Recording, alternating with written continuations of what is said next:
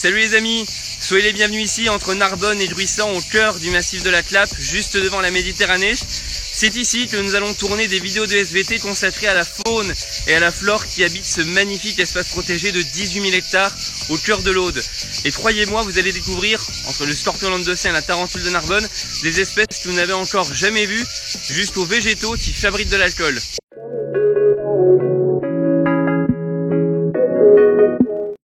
Alors dans la garrigue, il n'y a pas que les cigales qui chantent, même si ce sont celles que l'on entend le plus, il y a aussi les orthoptères. Alors les orthoptères, c'est qui? Ce sont globalement deux familles. Les amphiphères. Les amphiphères, ce sont les sauterelles, avec ici par exemple le dectique, mais aussi les grillons, et les saélifères. Les saélifères, c'est qui? Ce sont les criquets. Et nous allons essayer de comprendre comment ces deux familles chantent. Alors avant de parler du chant, essayons de différencier qui est qui. J'ai ici une sauterelle et un criquet. Saurez-vous deviner lequel est lequel? Non? Alors regardez. Pour différencier une sauterelle d'un criquet, il faut regarder la taille des antennes. Les sauterelles, elles ont toujours des antennes très longues, et les criquets ont toujours des antennes courtes. À ma droite, j'ai donc un criquet, et ici j'ai donc une sauterelle. Et si vous voulez différencier une sauterelle d'un grillon, eh bien généralement, les sauterelles ont des couleurs plus claires, alors que les grillons ont des couleurs plus foncées. Ici, le dectique est une exception. Il possède une couleur brune, mais c'est une sauterelle. Alors, autre chose dont on peut parler, c'est ici le sexe. Regardez, les gens pensent souvent que l'on appelle ça donc un couteau, et ils pensent souvent que cette structure peut nous couper. Alors en réalité, pas du tout. C'est ce qu'on appelle un ovipositeur. C'est ce qui permet à la femelle de pondre ses œufs dans le sol. Cette structure est totalement inoffensive pour nous. Maintenant, essayons de comprendre comment ces deux individus chantent. Commençons par les criquets. Alors chez les saélifères, mâles et femelles peuvent chanter. En revanche, il faut une condition sine qua non pour pouvoir chanter, c'est être adulte. Ici, j'ai une larve d'Oedipode, c'est une autre espèce que celle que j'ai ici. Et chez cette larve, on observe que les ailes ne sont pas présentes. Il n'y a en réalité que des ébauches d'ailes que l'on observe ici. Ces ébauches d'ailes ne peuvent pas assurer le chant. Chez un adulte, les ailes sont entièrement bien développées. On observe deux types d'ailes, les ailes rigides et les ailes membraneuses qui sont là, qui permettent le vol. Alors comment le criquet fait-il pour chanter? Il possède sur la plus grosse partie de ses pattes, qu'on appelle ici le fémur, des ornementations que l'on voit bien avec le reflet du soleil. Ces ornementations, elles vont venir frotter contre les ailes rigides, que l'on appelle les tegmina. Et en frottant les ornementations du fémur sur les tegmina, ça va produire un son. Voilà comment les criquets font pour chanter.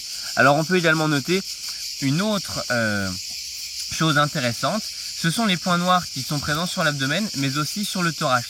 Ces points noirs, c'est ce qu'on appelle des stigmates, et ce sont eux qui assurent l'alimentation en oxygène du criquet.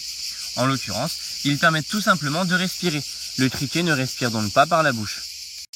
Alors comment les criquets font-ils pour entendre le son? Puisque effectivement, ils en produisent, mais les criquets n'ont pas d'oreilles. C'est très simple, les criquets ont en réalité un tympan que l'on observe ici même. Il est présent juste avant leur abdomen, c'est l'ouverture ici qui leur permet d'entendre le son. Alors on va observer ce tympan à plus fort grossissement. Alors à plus fort grossissement, voici à quoi ressemble le tympan d'un criquet. C'est à travers cette structure que le son pourra entrer, sera analysé et permettra au criquet de savoir si c'est un mâle ou une femelle qui chante, et notamment de savoir s'il est apte à se reproduire. Alors ici, les sauterelles et les grillons, comment font-ils pour chanter? Alors en fait, ces deux différentes familles chantent uniquement avec leurs ailes. Ils n'utilisent pas leurs pattes. Ils vont utiliser leurs deux ailes rigides, qu'on appelle donc, comme chez le criquet, les tegmina. Et en fait, ces ailes rigides, elles vont frotter l'une sur l'autre. Les deux ailes se recouvrent, et l'aile qui recouvre l'autre aile rigide, l'aile qui recouvre possède ce que l'on appelle une harpe. Alors cette harpe, elle est très difficile à observer, c'est une structure qui est très rigide et qui est présente sur l'aile recouvrante, et elle va venir frotter sur un archet qui est donc présent sur la deuxième aile rigide, et le frottement de la harpe sur l'archet, donc le frottement des deux ailes rigides, va produire un son.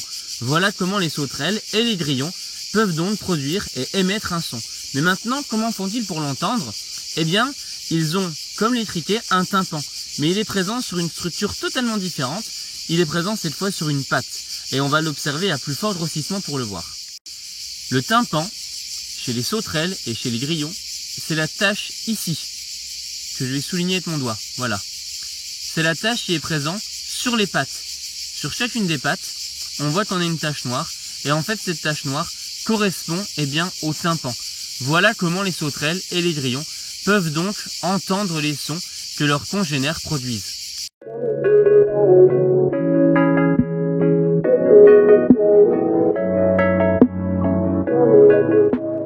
Alors comme on vient de le voir, chez les orthoptères, donc criquets, sauterelles et grillons, et chez les cigales, il y a production de sons.